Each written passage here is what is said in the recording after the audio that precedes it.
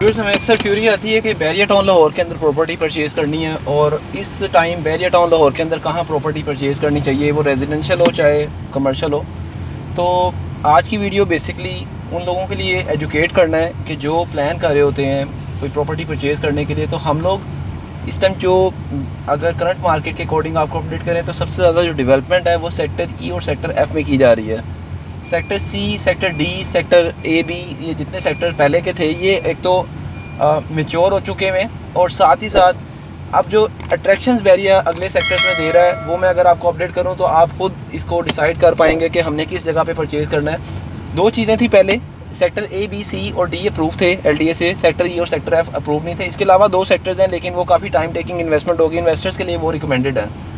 तो अगर हम लोग पहले 4 सेक्टर के बाद बात करें, पहले जो हमें क्यूरी आती थी वो ये आती थी कि हम लोगों ने LDA अप्रूव्ड एरिया में भी परचेज़ करना है, वहाँ पे गैस भी होनी चाहिए। LDA अप्रूव तो ये 6 सेक्टर्स हो गए, लेकिन अब जो गैस का मामला है, गैस ना तो अप्रूव्ड सेक्टर्स में लग रही है ना अभी ये जो अगले सेक्टर्स जो अप्रूव्ड हुए हैं इधर लग रही है, क्योंकि बैकएंड से सुई गैस कनेक्शन प्रोवाइड नहीं कर रहा। तो आप बेशक जैस्मिन ब्लॉक में हाउस बनाना चाहें, आपको राइट नाउ शायद गैस का कनेक्शन किसी भी सोसाइटी में ऑफ़र नहीं किया जा रहा, ना सिर्फ बैरिया में बल्कि बाहर की सोसाइटीज़ में भी। तो अब बात करते हैं कि सेक्टर ई और सेक्टर एफ क्यों हम लोग आपको सजेस्ट करते हैं। सेक्टर ई में बेसिकली अभी थीम पार्क ऑपरेशनल होने वाला है वेरी सून, आईफल टावर आपका सेक्टर ई में है। इसके अलावा इम्तियाज़ स्टोर आपको ग्रॉसरी के लिए सबसे बड़ा जो है बैरिया टाउन लाहौर के अंदर यहीं पे है।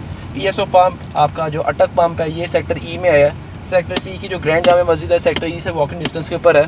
साथ में सेक्टर एफ के अंदर जिस तरह से विंटर लैंड ऑपरेशनल हुआ है और just same like that Joy land, वहाँ पे एक प्रॉपर फन लैंड और ये सारी चीज़ें आपको बना के दी जा रही हैं। आप बहुत जल्दी एक आपको अनाउंसमेंट होगी कि बैरिया टाउन के अंदर जो अभी विजिटर है वो इससे मैं समझता हूँ कि 4 to 5 टाइम इंक्रीज़ हो जाएगा, एवरी डे का विजिटर होगा। तो कमर्शियल एक्टिविटी में काफ़ी ज़्यादा बूस्टअप आने वाला है। कमर्शियल में जो हम लोग समझते हैं कि मेन बुलेवार्ड के कमर्शियल भी रिकमेंडेड है, क्योंकि इस टाइम फूड चेन्स और बहुत सारे ब्रांड्स रेगुलरली बेसिस के ऊपर हमें क्यूरी कर रहे होते हैं कि हमने कोई ऐसी जगह पे आउटलेट ओपन करना है कि जहाँ पे हमें अच्छे रिटर्न्स आएँ।